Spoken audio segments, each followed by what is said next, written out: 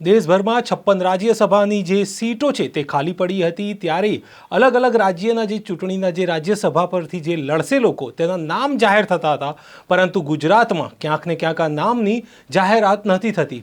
મધ્યપ્રદેશ હોય કે અલગ અલગ રાજ્યો હોય તેના નામની જાહેરાત થઈ, પરંતુ હવે અંતે જે ગુજરાતના નામની જાહેરાત રાજ્યસભામાંથી કરી દેવામાં આવી છે। કોણ છે આ લોકો તેની વાત કરીશું આપણે આ વિડીયોમાં। નમસ્કાર, નવજીવન ન્યૂઝમાં આપનું સ્વાગત છે। હું છું આપની સાથે ફૈસલ મંસૂરી। રાજ્યસભાની જે બેઠકો ખાલી પડી હતી અને ત્યારબાદ જે ગુજરાતના જે નામોને લઈને સસ્પેન્સ હતું તે હવે હટી ગયું છે, કારણ કે હવે નામની જાહેરાત કરી દેવામાં આવી છે।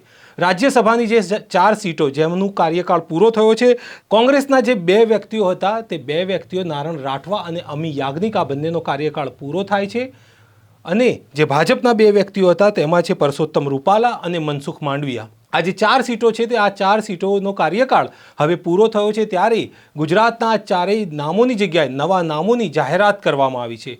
અહીં સૂચક બાબત એ છે કે ગુજરાતથી જેપી નડ્ડા જે ભાજપના અધ્યક્ષ છે તે ગુજરાતથી રાજ્યસભાની ચૂંટણી લડશે, જ્યારે અન્ય જે નામ છે તેમાં એક નામ છે ઉદ્યોગપતિ ગોવિંદભાઈ ઢોળકિયા, જ્યારે બીજા એક અન્ય નામ છે મયંકભાઈ નાયક અને જસવંતસિંહ પરમાર। આજે ભાજપના આ 4 ઉમેદવારો ગુજરાતથી નામની જાહેરાત કરવામાં આવી છે। જો કે આ જે 4 સીટ છે તે બિનહરીફ રહેશે, કારણ કે કોંગ્રેસ પાસે એટલું સંખ્યાબળ નથી કે તેઓ પોતાનો ઉમેદવાર જાહેર કરી શકે અને જીતી શકે। એટલા માટે ક્યાંક ને ક્યાંક આ ચારેય માટે જે રસ્તો છે એ સંપૂર્ણ સાફ છે, કારણ કે કોઈ પણ જાતનું અહીં ઉમેદવાર સામે નહીં હોય, તેથી આ બિનહરીફ જાહેર થઈને ચારેય નામ રાજ્યસભા સુધી પહોંચશે, તેમાં કોઈ નવાઈની વાત નથી।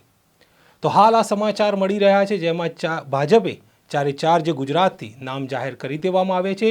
સમાચાર એવા પણ છે કે પરસોત્તમ રૂપાલા અને મનસુખ માંડવિયા લોકસભાની ચૂંટણી લડી શકે છે, ત્યારે જોવાનું રહ્યું કે આગામી સમયમાં આ બંને લોકસભાની ચૂંટણી લડે છે કે નહીં। હાલ સમાચારમાં બસ આટલું જ। ફરી મળીશું એક નવા વિષયની સાથે, ત્યાં સુધી નમસ્કાર।